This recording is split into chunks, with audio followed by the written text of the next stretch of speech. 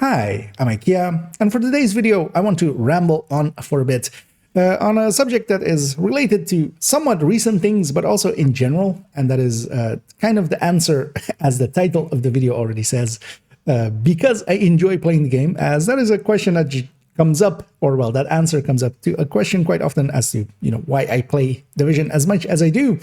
And together with that, with the in light of the recent or the coming changes for next season, why I'm not pissed off that I'll have to, in some people's opinion, redo a lot of work, and that is because I don't see it as work. I want to kind of tackle that subject, go into how I keep the game kind of enjoyable for myself.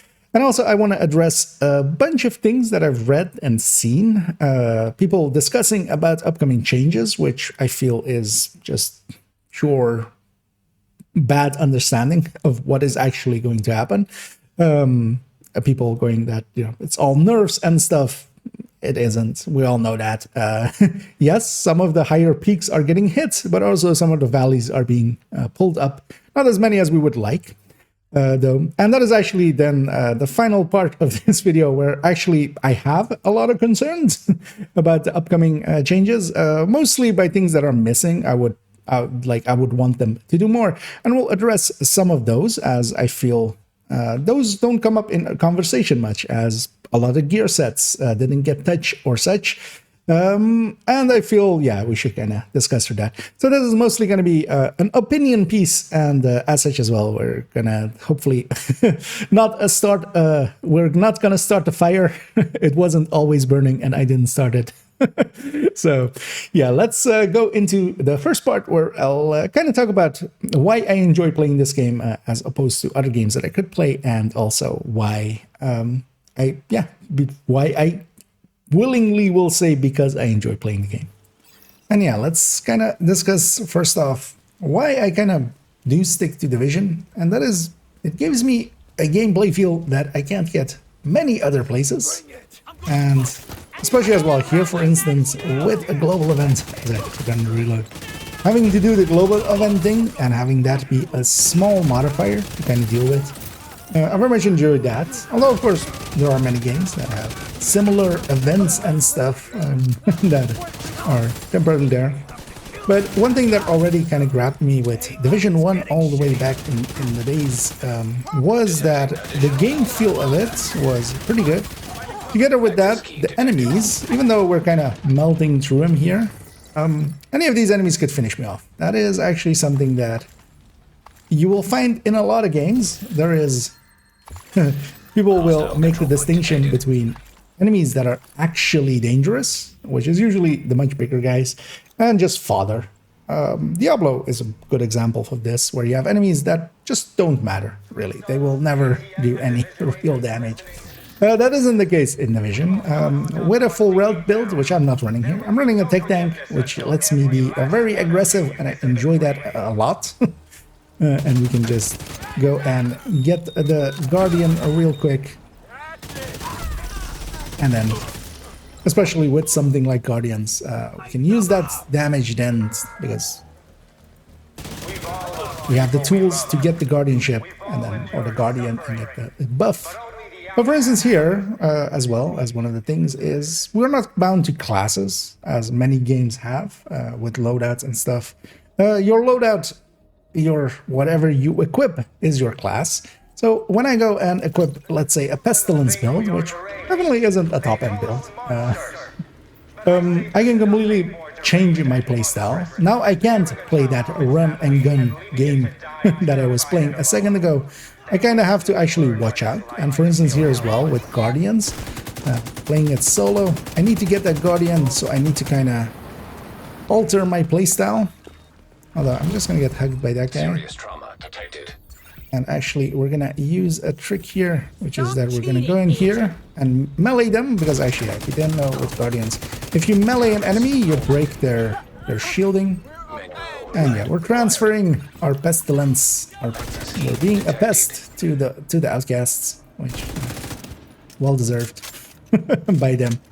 And that displays quite a bit differently.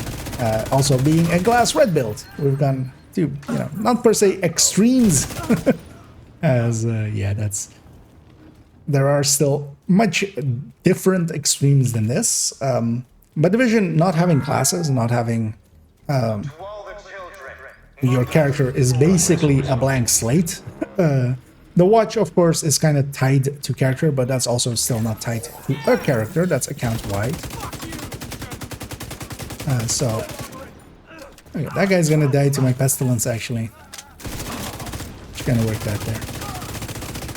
I'm actually trying to extract the most out of this build. It's quite different than what I was running a second ago in a Heartbreaker Tech Tank.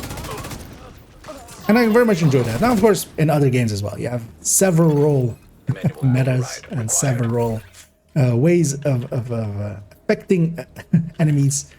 In Division, though, you're still like not locked to a class. You don't need to level up another class or such. You can just swap your build, get a build together and swap it, and just you are something completely different. Going back to our enemies, because that's also actually an important one, because in here I'm so fragile, and basically I'm full red with glass on top that yeah, I need to play it very defensively almost, because if I don't, I will die, and I will die to just even the most minor of enemies, which is like a red a red assaulter can quite easily kill me, just as much as an elite can kind of kill me. And enemies as well will, not so much for outcasts maybe, but more so for if we are going after Black Tusk. Let's actually go after Black Tusk, actually. That was what I'm meaning to do.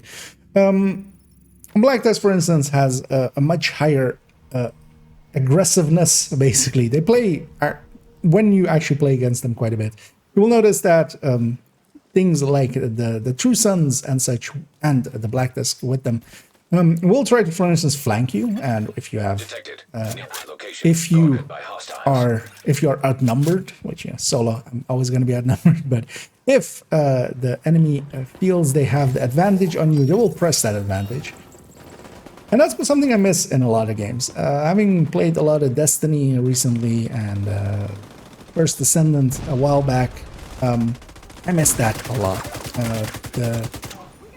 The tendency for enemies to just walk towards you and kind of just shoot or do that thing if they're melee, just, you know, kind of. But here, for instance, being forced as well to go after certain enemies. These enemies are also kind of fighting each other and are not as concerned about me as they should be.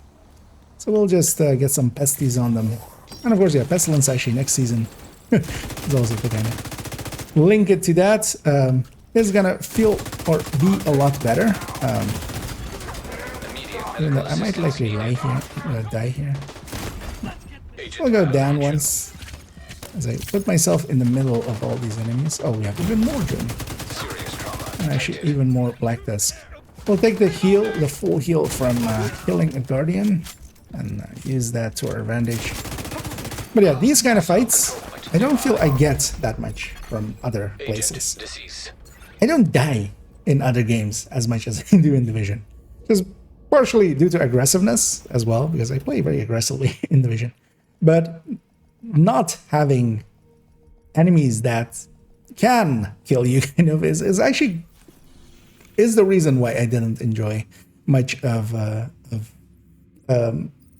the First Ascendants, especially. And dying as well doesn't matter that much. It's not how many times you fall off the horse, it's how many times you get back on. Here, for instance, as well, we're just kind of just doing activity farming, which is one of the things in Division, which also for me as well, it kind of gets boring after a bit. We have the snitch there.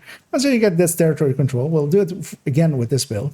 And this also kind of to show, for instance, yeah, this build in that situation, I was kind of, well, I'm talking as well and stuff, of course, not helping myself that way. But yeah, I'm kind of limited. But then as well, I can go faster, but that doesn't per se mean that I'll go faster. Because actually, when we get up here, I'm going to swap to something else. Let's go to an third drone hybrid, for instance.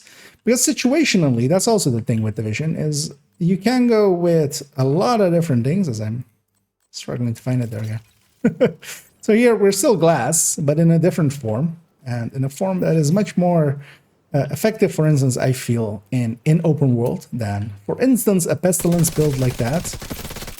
Because yeah, I have now 2 tools that are joining me in murdering enemies, and I myself hit hard enough anyway with the global event as well.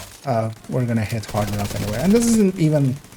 I would say the Striker Third Drone Hybrid is better than this, so it's not even the best one. And having to alter my own playstyle and also build-wise, because also all of these builds, well, you know, we're still shooting and we're still kind of doing things that belong to a build. It is quite different. Playing a Third Drone Hybrid and trying to get the most out of that is very different from a tech tank, is very different from a full glass red. Now here, the global event is doing a lot of the heavy lifting. But that's also part of the enjoyment from this nowadays as well, with global events being just 1 week, or well, in this case, even with the throwback events, being 4 days, not outstaying their welcome, because honestly, I feel if we always had global events on, which in the past we had, you know, sometimes 2 weeks of global events, I find that, yeah, it gets boring after a little bit, because they're kind of too good now. As shown here a little bit. But just that ability to like have somewhat enemies that can actually murder me without it just being, you know, also feeling cheap, because quite often what other games do, and Division does as well, for instance, we see that in Descent, where just enemy damage goes up and up and becomes a thing of one hit ending you. Yeah, that is like even there it kind of feels cheap, but a lot of games do it like that. They just eventually just put enemies up against you where you can't realistically even take a hit from them. Here it's much more about not getting surrounded, not keeping awareness, keeping an active map of your surroundings, and not getting completely murdered by just random enemies. Let's, for instance, here again, swap build once more and go with something red again, but a little bit different. We're going to go with Negotiator with a backpack in anticipation of next season, of course. And having that ability to just change builds quite often, change play style quite often, I feel very few other games do it as well as Division. Together with the minute-to-minute, actually feeling pretty good. Where I didn't have that much with especially other games. But I actually marked, but forgot what build I'm playing. I'm gonna actually chase this guy, even though I'm red. I'm pretty confident in just murdering this guy. It's annoyingly on the medic, of course, who's very highly likely to go and hide. And trying to play this again is then also completely different, as I'm trying to mark enemies. Try to get the Guardian there. Detecting additional hostile contacts. Incoming hostiles. We did actually get all of the other things. Anyway, we have a heavy coming out, and then actually against a single target like this, of course, we're at a heavy disadvantage with Negotiator, especially with. I might actually get down here, but we have a hive. Lost that guy. We're gonna go for the quick kill here. This guy will have a hole right there. Access key detected. Shoot through that, and also, partially there being tactics like that. I feel a lot of games don't allow for those kind of things. I like the armor system in Division quite a lot as well for enemies with armor plates. Having enemies where it isn't just that they're big chunks of health and armor, but that they also have, for instance, holes. Same for with Warhounds, knowing certain things. Although just obfuscating knowledge would be bad, but that knowledge isn't that obfuscated. You can quite easily find it. So yeah, we kind of ran around a little bit, just open world. Let's actually go and do a loop of Descent, and we'll kind of discuss about different game modes, which is also a thing that I feel a lot of people leave out of their gameplay. Prohibited. And yeah, we're gonna actually just do a loop here, not spend too much time here. Run past that mushroom. And yeah, this is also to kind of talk about game modes, because one of the things that I find sometimes lacking in other games, is the difference in game modes and also the game modes, like, well, first of all, not really having game modes that are different enough. Division 1, of course, had for us, well, we'll treat this as a nemesis run, we'll take the easiest. As things like survival, which are completely different than the base game. Division 2s as well, actually things like Countdown, things like Summit as well, where even Summit is a lot more, just because it is actually limited and you kind of can't know what to expect, plays quite a bit different than just running around in the open world.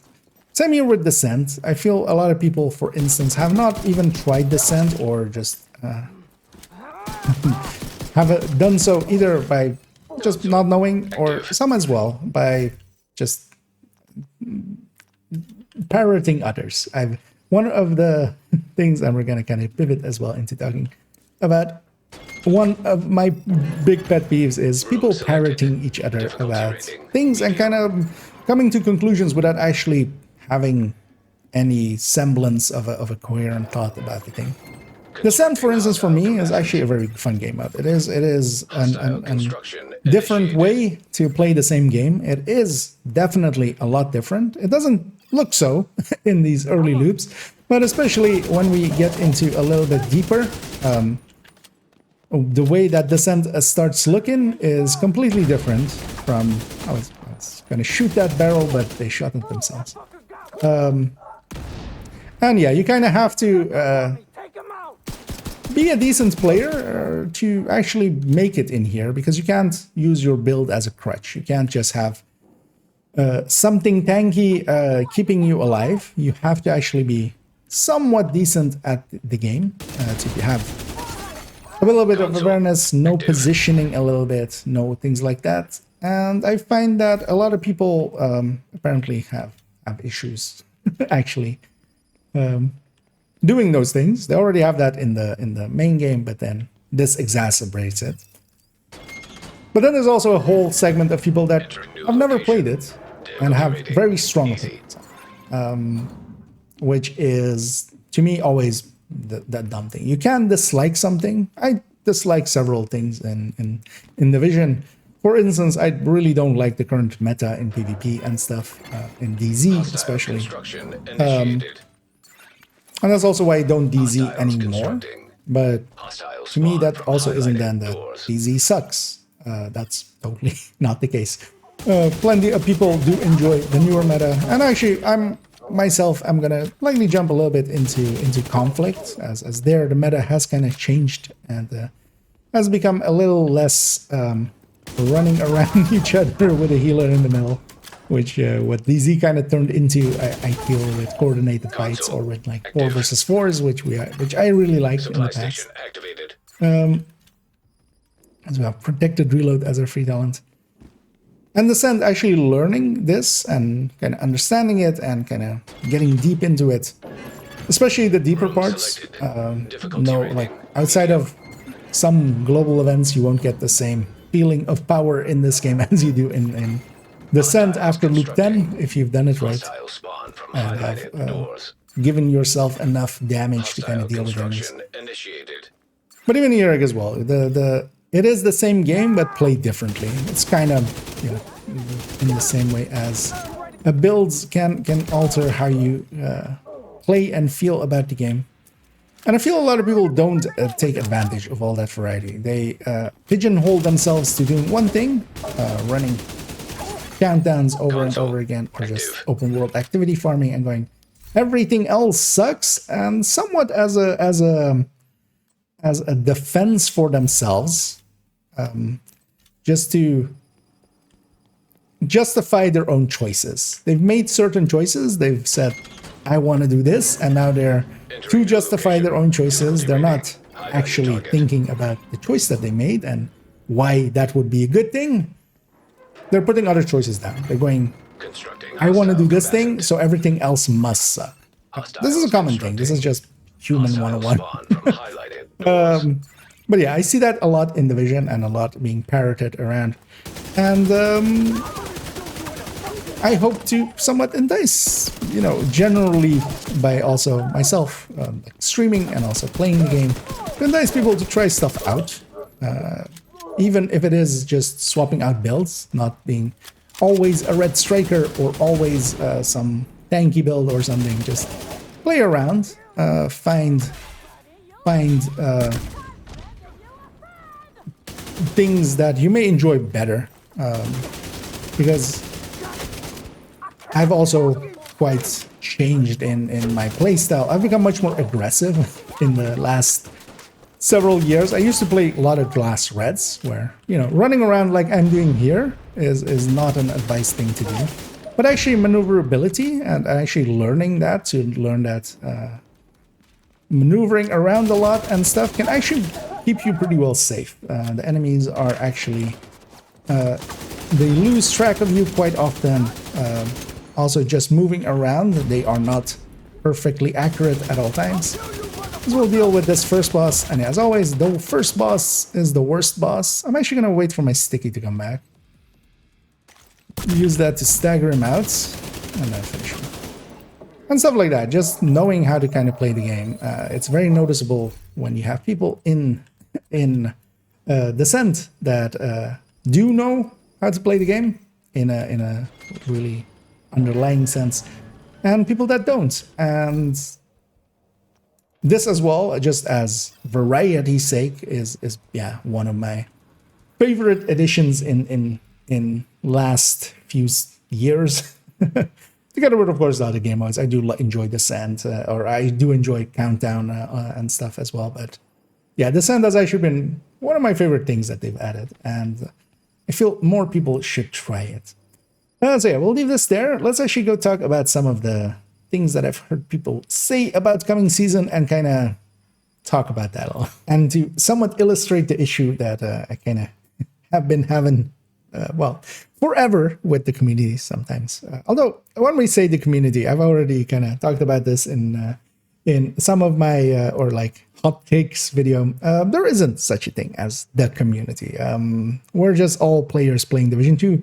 We have all very different ideas of how things should be and shouldn't be, and some of them are objectively bad. Some of them are just different visions for the game. And yeah, I went actually, and if you're interested in that, in the hot takes video, I kind of went over some of those. But for instance, here as well, we had the PTS patches, and from the first moment, the focus was on the nerfs. Somewhat understandably, because the things that get used a lot are getting some of the nerfs. But here, for instance, on this list, we have the greens, which are buffs, and we have the reds, which are nerfs, as we have stated up here. Green, green, green, green, green, green, green, green, green, green, green, red. Green, green, green, red, green, green, green, green, green, red. One of the bigger reds. Green plus red. Green, green, green, green, green, red. Why are we focusing just on the things getting pushed downwards? And also, to me as well, all of the things that are getting pushed downward, the Elmo, the Oreo, the Scorpio, Strikers, all of them kind of deserve it, honestly. And it is better for the game for them to be in line and in balance. And even though that actually, for instance, with the Scorpio changes, the phase 2 changes, I much more agree with than the phase 1 changes as they were here. But that's the thing as well. We can have a discussion, especially with the PTSs, of maybe we don't agree with certain parts of it, that everything is subject to change. Because in the end as well, of course, what they did was the Scorpio changes are actually not as severe as they were here. Neither are actually the underline is going up, actually, with this minus 10 weapon damage actually not being anything substantial, because its base weapon is going a little bit up, and it now having 10% crit chance from a mod and still keeping 20 crit damage, what it was 20 crit damage combined. So it's getting 10 crit chance for this 10 weapon damage, and as you can imagine, that kind of evens it out. But Ironlung was the only one that's getting kind of hit hard is the Ouroboros, because even in the end, the Elmo did not receive this minus 10 rats. Those kind of discussions we can have, but why is all of this discussion kind of over, like, just drowning out so many of the other changes, which a lot of them I'm in favor of, especially, for instance, the changes to the mods, which I feel barely got discussed, even though actually the few places that I've seen it discussed, and I kind of wanted to address that here. As I'm actually, I'm not sure in which of these three it was. I think it's in here, the mods, yeah. So the mods are getting some changes.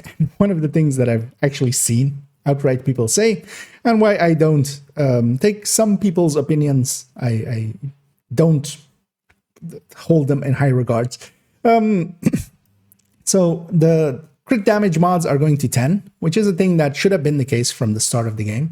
If crit chance is 5, crit damage should be 10. One of the sentiments I see growing, and people parroting, I don't know where this started, but just to kind of make fun of them here, and hopefully they'll stop.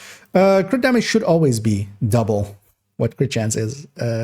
People are saying, yeah, they're buffing crit damage, but they forgot about the crit chance mod on weapons. I've seen several people say this exact thing, which to me basically means that that person has no understanding of the game at all.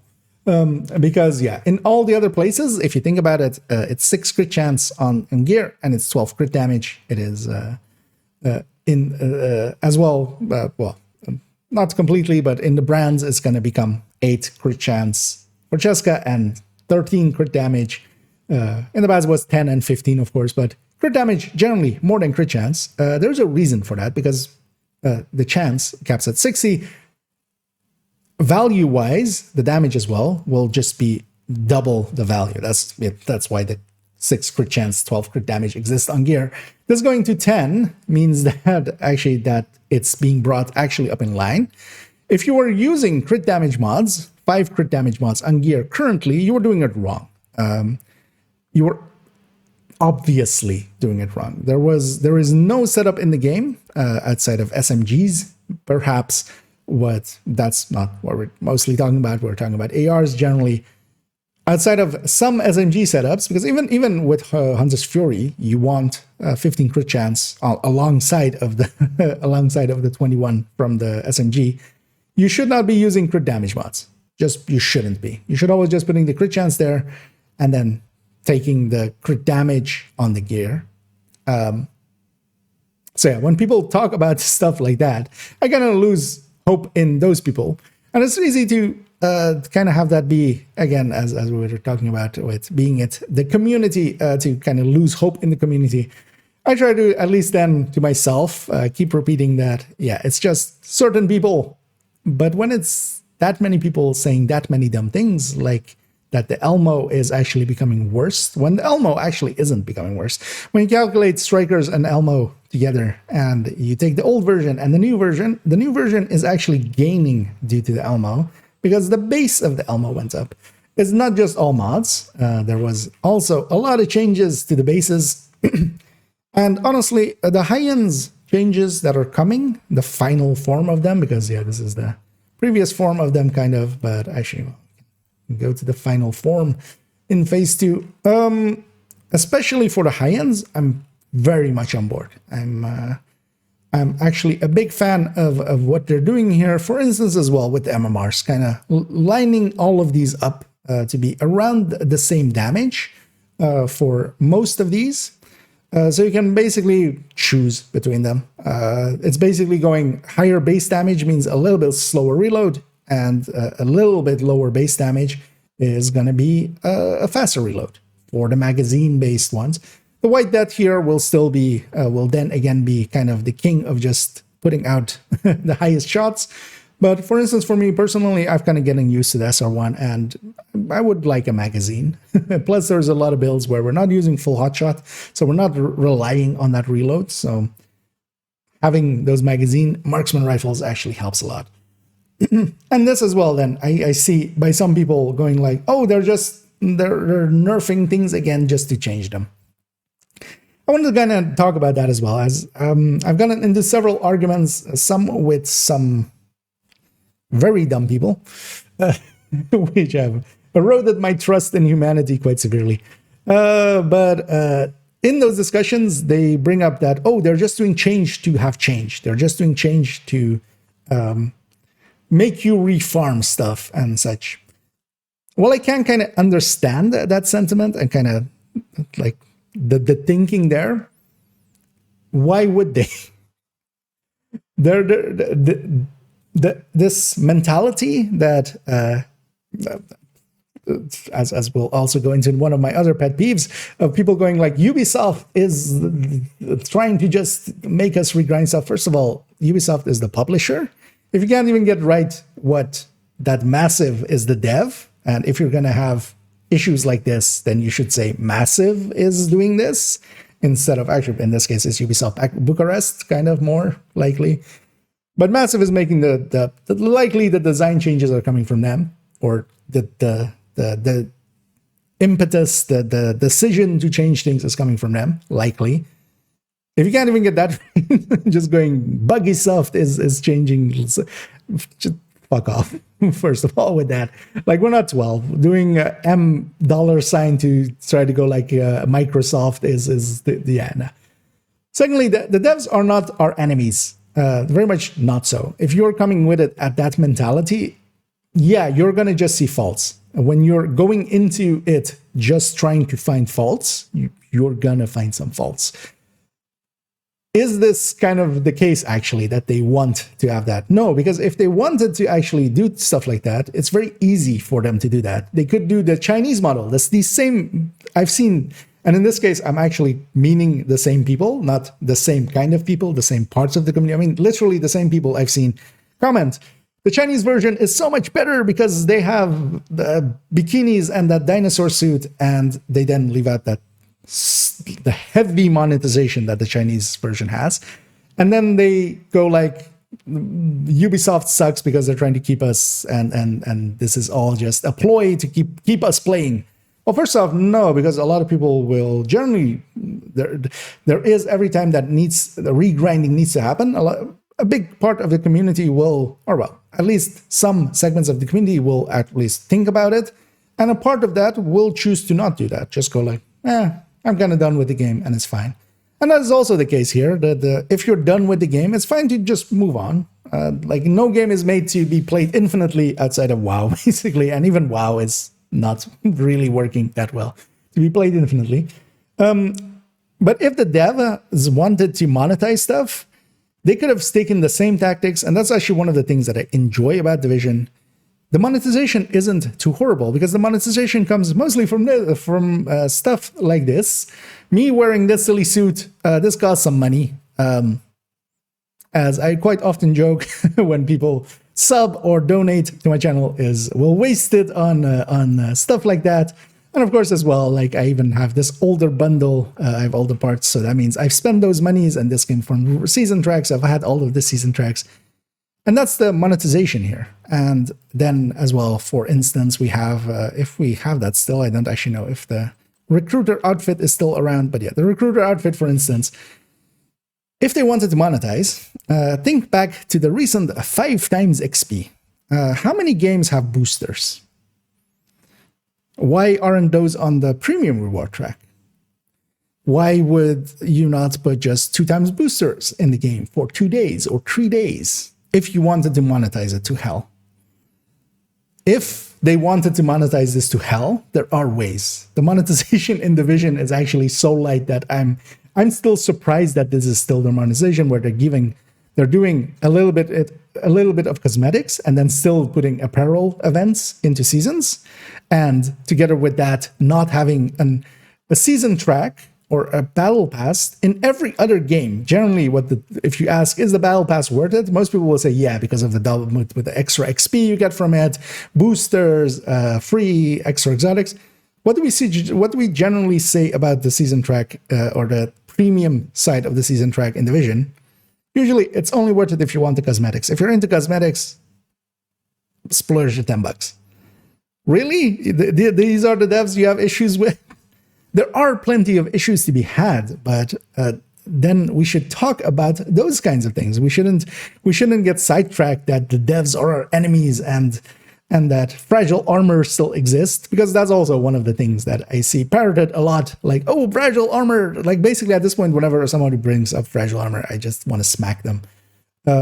Because there is dozens of other bugs. Fragile armor, to me, is one of the least intrusive bugs in this game.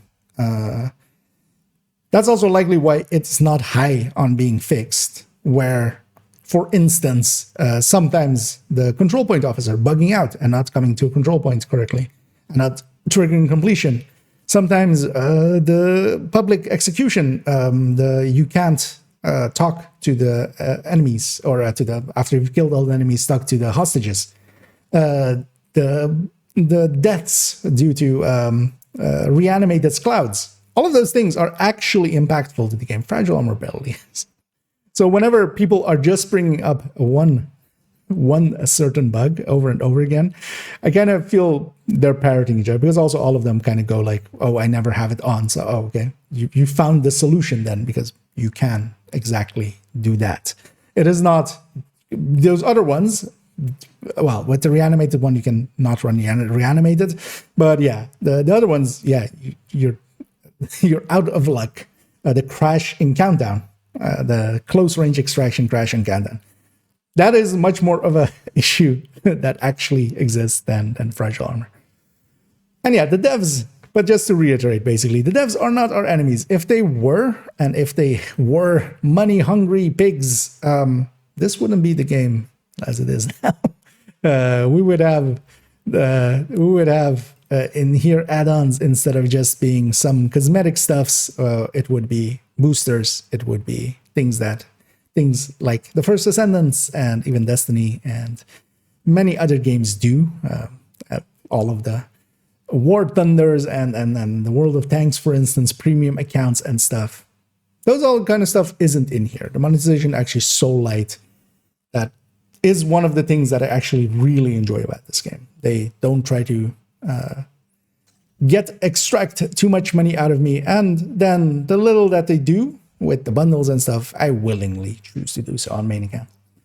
Let's go to actually some of the issues that I still have actually with the game to actually balance this out, keep it fair and balanced, because I do have issues with the upcoming season, but I don't feel they're being talked about much, so I'm just going to highlight them here. And yeah, let's kind of talk about actually grievances I do have with the upcoming patch, because it's also not all sunshine and roses. That's never the case, but the as pessimistic as some people are acting out as, I would definitely not recommend being that over a game, especially when they're trying to improve the game in a very obvious way. Like, at least it's still being worked on. There's plenty of games that I feel a lot of people have expectations of Division, which is good that it has cultivated them to have those kind of expectations, but the team is small, and that's kind of sad. I would love for there to be, Star Citizen level development going on Division, but then also preferably not with the Star Citizens design team, because, well, yeah, we would still be waiting on Division 1 if that was the case. But yeah, let's talk about some of the things that there aren't changing, and I kind of want to highlight those and as points of discussion as well. One is the third stats. The thing is, of course, as we all know, as we'll go through my selection of weapons here, we'll see a lot of damage to targets out of cover as the third stats down there. And that is, of course, completely common. And we all have that outside of LMGs, where we generally put crit chance or rate of fire. They could have addressed that at this point as well. That would have been nice, together with them changing, for instance, the weapon mods to also balance out these third attributes so that more of them are also viable, because then if more of them are more effective enough, at least closer to, because they could keep damage to targets out of cover at 10, and then play around with some of the other numbers. I couldn't outright give you numbers, but let's say maybe like 8 rate of fire and having maybe 9 damage to armor, and then maybe taking damage to health from 10, even though it says 9.5, it's 10, to maybe 12 or something as a third stat, and crit chance to likely 12 and crit damage likely to 20 or something even. Then more drops. If we even got drops to happen that are maxed out, how many times do we have maxed out drops with rate of fire third stat and then maybe some weird talent that we're never going to use anyway, so we just toss it. If that third stat was more effective for most of them, because the stability, accuracy and stuff, we would generally still swap speed. We would generally still not pick.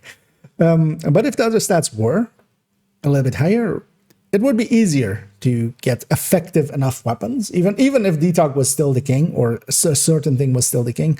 If all of the numbers were close enough to each other, we could at least take a secondary, or take as a choice a secondary or third place third stat. As I was kind of trying to parse that in my head, I was going to say that, but some of the other ones, not per se the meta ones, but if it's close enough, we could at least use some of those weapons, making it much easier to farm for certain weapons. And it's kind of sad that they haven't chosen to do that, as likely as well. We'll be farming up some weapons here and there for use, so it would have been the good time to do it, but it's sad that they didn't. The other one is the build I'm wearing here. This is a Red Patriot that I still have, and I'm questioning why I still kind of have it. I kind of know, just for the build collection kind of.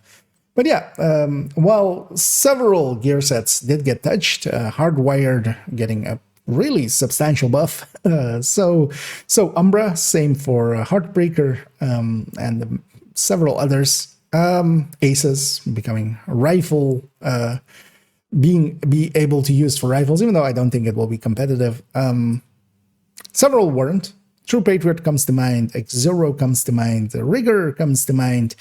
And these all kind of are falling behind, or have been for the longest of times, because True Patriot definitely is not worth running in a world where ongoing exists and red FIs exist, and this just does not compete on a even a level.